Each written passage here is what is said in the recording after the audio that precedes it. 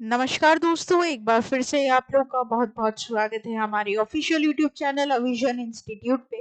मैं हूं आप लोगों के साथ उर्वशी सिंह और आज का जो हमारा टॉपिक ऑफ डिस्कशन दोस्तों यहाँ पर रहने वाला है वो रहने वाला है top 10 current affairs based on 3rd and 4th of सितंबर। दोस्तों आगे बढ़ने से पहले मेरी आप लोगों से एक छोटी सी रिक्वेस्ट रहेगी कि जितना भी हमारे नए जुड़ने वाले सदस्य हैं वो पहले चैनल को सब्सक्राइब कर ले, क्योंकि यहाँ पर हम डेली करंट अफेयर्स की बात करेंगे, टॉप 10 डिटेल्स पढ़ेंगे और साथ ही साथ किस तरीके से उन डिटेल्स के ऊपर यहाँ पर एमसीक्यूज रेडी किए जाते हैं उनकी भी बात करेंगे। ठीक है, तो सबसे पहली न्यूज यहाँ पर आ चुकी है आपके और मेरे साथ हमारी स्क्रीन पर।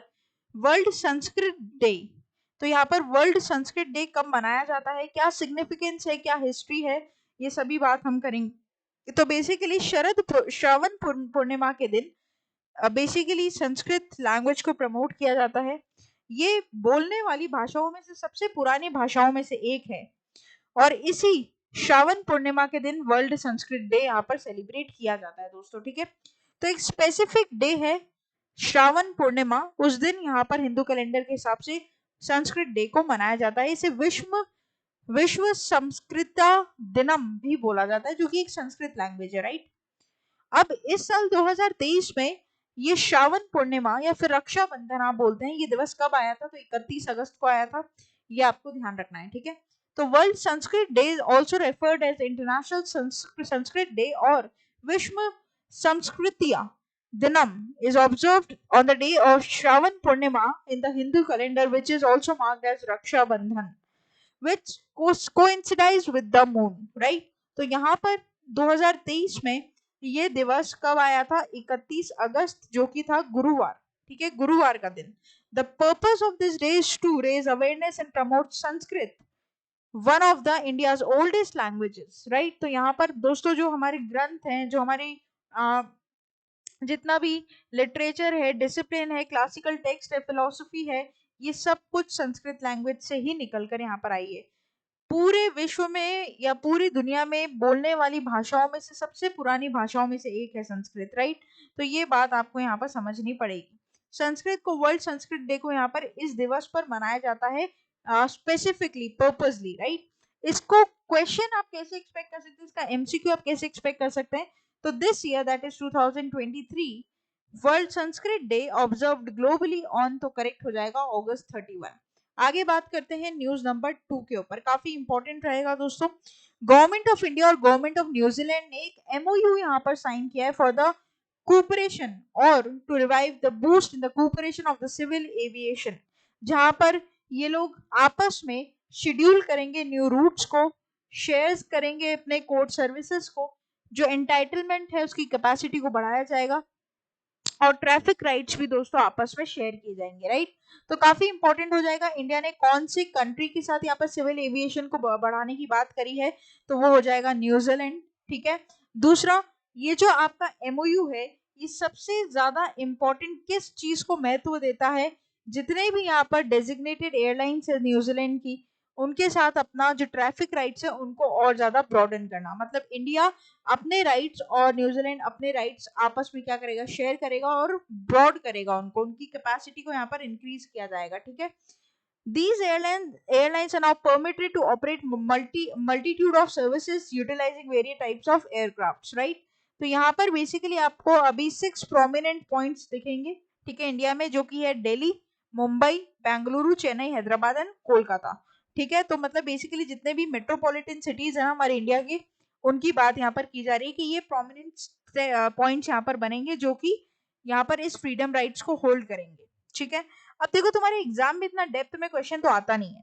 ठीक है, तुम्हारे एग्जाम में क्वेश्चन पूछ लेगा कि जो सिविल एविएशन का कोऑपरेशन बूस्ट करने की बात की गई है, तो ये इंडिया कौन से देश के साथ यहाँ पर करने जा रहा है? तो आपको ध्यान रखना है न्यूजीलैंड, राइट।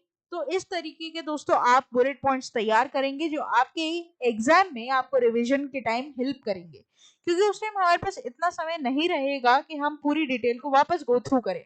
उस टाइम अभी के बनाए हुए जो ये आपके बुलेट पॉइंट्स है वही आपके लिए हेल्पफुल रहेंगे। ठीक है, क्योंकि एज नियर एज आपका एग्जाम आ जाता है तो उस टाइम हम हार्ड वर्क नहीं कर सकते, उस टाइम हमें स्मार्ट वर्क करना पड़ता है, राइट। तो वही अविजन चाहता है कि आप करें और आपके साथ हम भी कोशिश करें कि आपके लक्ष्य को जल्दी हासिल कर पाए। तो आगे बात करते हैं न्यूज नंबर 3 की। एक्सिस बैंक ने यहाँ पर infinity saving account with zero domestic transaction fees launch किया है। तो कौन सा बैंक हो जाएगा दोस्तों? एक्सिस बैंक हो जाएगा, ये आपको ध्यान रखना है। यहाँ पर इन्फिनिटी सेविंग्स अकाउंट होगा with zero domestic charges. This innovative saving scheme variant is designed to cater the needs of digitally savvy customer who are avid users of subscription based services, right? तो यहाँ पर जो लोग subscription देकर services खरीदने के अधीन नहीं है, उनके लिए इस इन्फिनिटी सेविंग्स अकाउंट को खोला गया है। एक इंडिया का प्राइवेट बैंक है, आपको पता है एक्सिस बैंक, और बहुत प्रोमिनेंट प्लेयर है हमारे बैंकिंग स्ट्रक्चर का। साथ ही साथ ये जो बैंक है ये रीडिफाइन करता है बैंकिंग एक्सपीरियंस को और एक्सक्लूसिव प्रिविलेजेस यहाँ पर प्रोवाइड करता है अपने कस्टमर्स को। साथ ही साथ ये जो डिजिटल एरा चल रहा है अभी हमारा इंडिया का, उसके लिए एक सीमलेस कनेक्टिविटी यहाँ पर परफॉर्म करता है एक्सिस बैंक। ठीक है, तो ये जो आपको अकाउंट है ये केवाईसी प्रोसेस के थ्रू भी खोला जा सकता है विदाउट एनी हसल। ऑनलाइन आप खोल लीजिए बैठ के, कोई जरूरत नहीं आपको ब्रांच विजिट करने की, फिजिकली कोई ब्रांच विजिट नहीं करनी, आराम से वीडियो केवाईसी के थ्रू अपना अकाउंट आप खोल सकते हैं। ठीक है, तो ऐसी कौन सी बैंक है जिसने infinity savings account with zero domestic transaction fees खोलने की बात की है अकाउंट? तो आपको ध्यान रखना है एक्सिस बैंक। चलिए आज का आपका होमवर्क, एक्सिस बैंक के सीईओ, इसका हेडक्वार्टर, इसकी टैगलाइन, ये तीनों चीज आप लोग फटाफट मुझे कमेंट बॉक्स में लिखकर बताएंगे। आगे बात करेंगे न्यूज नंबर 4 की। न्यूज नंबर 4 की दोस्तों, राजस्थान की प्रियांश सेन, इनको मिस अर्थ इंडिया का खिताब यहाँ पर दिया गया है। ठीक है, तो Priyansh Sen clinched the title of Miss Earth India 2023 during the Miss Divine Beauty 23, right? She is 20 years old, student, dancer and taekwondo player from Jaipur, Rajasthan. Succeeded last year's winner Vanshika Parmar and will now prepare to represent India in the Miss Earth 2023 pageant in Vietnam and this December, right? तो यहाँ पर दोस्तों जयपुर की 20 साल की student dancer और taekwondo player Priyansh Sen, जिन्होंने Miss Earth India 2023 का खिताब जीता है, और इसी दिसंबर में वो आगे बढ़कर वियतनाम में जाकर इंडिया को रिप्रेजेंट करेंगी। ठीक है, तो dash clinched the title of Miss Earth India 2023 during the miss divine beauty 23 national final held on August 26 in new Delhi. तो करेक्ट हो जाएगा यहाँ पर प्रियांश सेन। दोस्तों बहुत इंपॉर्टेंट है, आपको इनका नाम याद रखना पड़ेगा। आगे बात करेंगे न्यूज नंबर 5 की। हाफ वे थ्रू हम हमारे वीडियो के दोस्तों पहुंच चुके हैं यहाँ पर। गीतिका Srivastava, currently serving as a joint secretary at the headquarters of Ministry of External Affairs, will be new India's charge affairs at High Commission in Islamabad। दोस्तों यहाँ पर पहली महिला बनी है इंडिया से, इंडियन पहली महिला जो कि इस्लामाबाद जाकर हाई कमीशन पर बैठेगी। नाम हो जाएगा गीतिका Srivastava ji. She will succeed Suresh Kumar, who is likely to return to New Delhi after 77 years of independence. India has appointed a female head of mission in Pakistan, right? तो यहाँ पर इन्होंने रिप्लेस किसको किया है दोस्तों? इन्होंने रिप्लेस किया है सुरेश कुमार जी को। ये बात आपको इधर ध्यान रखनी पड़ेगी। रिप्लेसमेंट पर क्वेश्चन आता है, very very very important from your exam point of view. तो name the women who becomes India's first women charged affairs in Pakistan, Islamabad। तो करेक्ट हो जाएगा गीतिका श्रीवास्तव जी। आगे बात करेंगे न्यूज नंबर 6 के ऊपर। दोस्तों हमारे former chief justice of India, नाम आपको पता होगा, NV Raman, appointed member of international mediator panel of SIMC, Singapore international mediation centre. ठीक है, तो यहाँ पर आप लोगों को ध्यान रखना पड़ेगा कि एनवी रमन जो कि हमारे पूर्वी चीफ जस्टिस ऑफ इंडिया रह चुके हैं, इनको यहाँ पर इस पैनल का क्या बनाया गया है? मेंबर बनाया गया है। ठीक है, तो chairman of SIMC George Lim presented justice Raman the letter of appointment on Tuesday in Singapore, right? Very very important. Now यहाँ पर आपका डायरेक्ट दोस्तों क्वेश्चन बनेगा, डायरेक्ट आपसे पूछ लिया जाएगा कि किसे यहाँ पर मेंबर बनाया गया है SIMC का।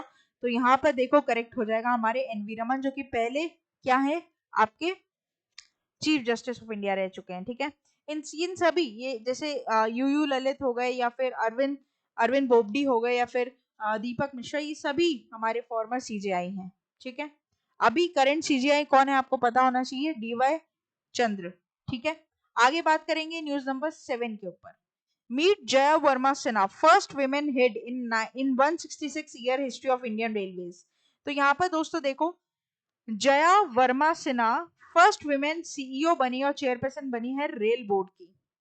हिस्टोरिक मूवमेंट है इंडियन रेलवेज के लिए, कभी ऐसा नहीं हुआ 167 साल में, 118 साल की हिस्ट्री में कि कोई महिला विभाग से, मतलब विभाग में कोई महिला हेड पर आई है।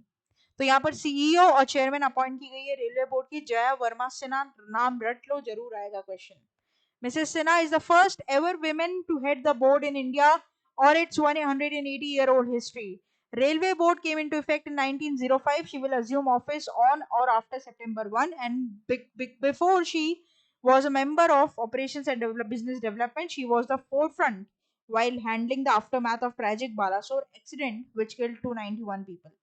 दोस्तों ऑलरेडी जो ओडिशा में ट्रेन एक्सीडेंट हुआ था बालासोर में, आपको पता है, ठीक है, उसके लिए ये यहाँ पर फोरफ्रंट में थी, उन्होंने हैंडल किया था उस केस को। 290 करीब लोग मरे, उससे ज्यादा ही मरे।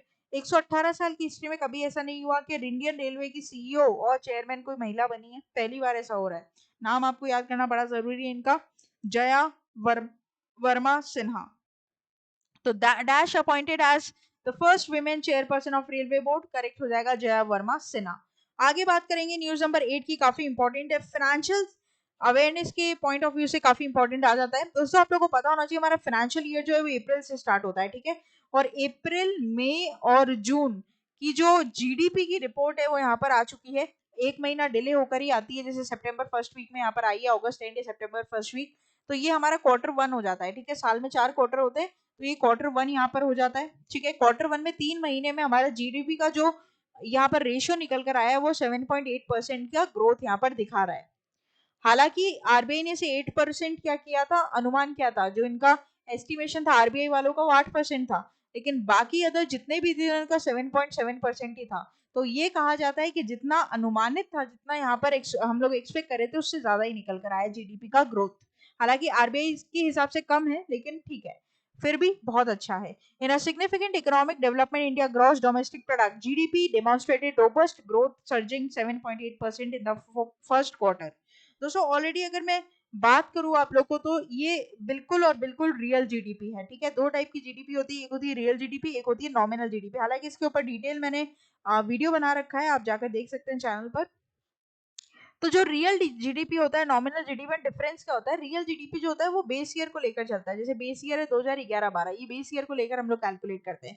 लेकिन नॉमिनल जीडीपी जो प्रेजेंट वैल्यू चलती है ना, उसके ऊपर कैलकुलेट होता है। लेकिन जो हमारा एनएसओ है, ठीक है, नेशनल स्टैटिस्टिकल ऑफिस, जो कि सारी डेटा को कलेक्ट करता है इंडिया में नेशनल इनकम के, तो यहाँ पर वो रियल जीडीपी को फॉलो करता है। मतलब उन्होंने एक बेस ईयर पकड़ लिया 11-12, उसके हिसाब से सारी काउंटिंग्स चलती है, ठीक है। तो इंडिया का जो जीडीपी ग्रोथ एक्सेलरेट है वो कितना हुआ है अप्रैल जून क्वार्टर में, तो करेक्ट हो जाएगा 7.8%। पूरा डेप्थ में जानना है, वीडियो देख लीजिए जाकर, आपके चैनल लिस्ट पर अवेलेबल है वीडियो। आगे बात करते हैं न्यूज नंबर 9 के ऊपर। PNB launches app to enable MSMEs access instant loans using GST invoices. तो यहाँ पर पंजाब नेशनल बैंक पहला ऐसा पब्लिक सेक्टर बैंक बना है, मतलब पहला ऐसा गवर्नमेंट बैंक बना है जिसने यहाँ पर क्रेडिट अवेलेबिलिटी को फैसिलिटेट किया है एमएसएमईज के लिए। मतलब अगर एमएसएमई चाहें तो अपना जीएसटी इनवॉइस दिखाकर लोन ले सकते हैं। The bank has unveiled a dedicated mobile application for the GST Sahay scheme. This innovative digital solution facilitates comprehensive lending procedures based on the GST invoices, ensuring a seamless end-to-end process, right? तो यहाँ पर देखो, ध्यान रखना, PNB ऐसा पहला government सरकारी bank बना है जो कि लोन देगा दोस्तों, वो भी बिल्कुल, ठीक है, जीएसटी इनवॉइसेस को देखकर और बहुत जल्दी। किसको? सबसे बड़ी बात है एमएसएमईज को, ठीक है। तो ये आपको ध्यान रखना पड़ेगा कि ये सिर्फ ऐसा पहला फैसिलिटी देने वाला बैंक बना है पीएनबी। तो dash launches app to enable MSMEs access instant loans using GST invoices, तो करेक्ट होगा पीएनबी। आगे बात करेंगे, लास्ट हमारी न्यूज रहेगी आज के सेशन की, न्यूज नंबर 10 आपके हमेशा हमारी स्क्रीन पर। Union minister Piyush Goyal unveil statue of first finance minister of independent India R K. Shanmukham Chetty in Coimbatore, right. तो यहाँ पर देखो क्या है, तो बेसिकली यहाँ पर साउथ इंडियन पंचायत एसोसिएशन ने कोयम्बतूर में एक बेसिकली आइडल को अनवेल किया है, जिसका इनॉग्रेशन और इवेंट का ऑर्गेनाइजेशन, या इनॉग्रेशन आप बोलेंगे, तो किया गया है किसके द्वारा? पीयूष गोयल जी के द्वारा, जो कि यूनियन मिनिस्टर ऑफ टेक्सटाइल्स हमारे इंडिया में, राइट। और ये जो स्टैचू है वो आर के शनमुगम छेत्री जी का है, ये आपको ध्यान रखना है, जो कि फर्स्ट फाइनेंस मिनिस्टर थे हमारे इंडिपेंडेंट इंडिया के, राइट। तो ये आपको इधर ये ध्यान रखना है कि स्टैचू किसका है और किसने अनवेल किया है और कहां पर है। तो dash unveils the statue of first finance minister of independent India, तो करेक्ट हो जाएगा यहाँ पर पीयूष गोयल जी। और ये जो स्टैचू है वो किसका है? आर के, आपको ध्यान रखना है, इनका नाम काफी इंपॉर्टेंट है, आर के शनमुगम छेत्री जी, ठीक है। तो ये था हमारा पूरा टॉप 10 करंट अफेयर्स का सेशन। आशा करते कि सेशन यहाँ पर आप लोग को इंटरेस्टिंग, इन्फॉर्मेटिव और हेल्पफुल लगा होगा। डेली हमारे करंट अफेयर्स को पाने के लिए आप लोग फॉलो कर सकते हैं हमें होम सेक्शन पर। शॉर्ट्स जो 1 मिनट में आपकी नॉलेज को अपलिफ्ट करेंगे, लाइव कंटेंट दोस्तों आप लोगों को मिलेगा, प्लेलिस्ट जो आप लोगों को मन चाहे सब्जेक्ट और मन चाहे एग्जाम के लिए प्रिपेयर करवाएगी। साथ ही साथ कम्युनिटी बेस पर जाकर आप एमसीक्यू सॉल्व कर सकते हैं, ना केवल यूट्यूब बल्कि फेसबुक, ट्विटर और इंस्टाग्राम पर 24/7 हम आप लोगों के लिए अवेलेबल रहेंगे। सब्सक्राइब करना ना भूलिएगा, बेल आइकन को जरूर प्रेस कर दीजिएगा। और साथ ही साथ दोस्तों आप लोग विजिट कर सकते हैं हमारी official website that is avision.co.in, जहां पर आपको हसल फ्री अपने आप को आप रजिस्टर करवा सकते हैं। कोई भी अगर क्वेरी है व्हाट्सएप के थ्रू आप हमसे कनेक्ट करिए और मेरे साथ आप डायरेक्टली जुड़ सकते हैं टेलीग्राम चैनल पर। इन सभी वीडियोस की लिंक और पीडीएफ सबसे पहले आपको वहीं पर मिलेगी। बहुत ही मिनिमल प्राइसेस के ऊपर हमारे जितने भी कोर्सेज है वो लॉन्च होते हैं। हम डब्ल्यूबीसीएस, एसएससी, रेलवे और आईबीपीएस तीनों की यहाँ पर प्रिपरेशन, चारों की यहाँ पर प्रिपरेशन आपको करवाते हैं। तो फिर देर किस बात की दोस्तों, जुड़े रहिए, बने रहिए और देखते रहिए आगे आने वाले और फ्रूटफुल सेशंस को। तब तक के लिए thank you so much and have a nice day.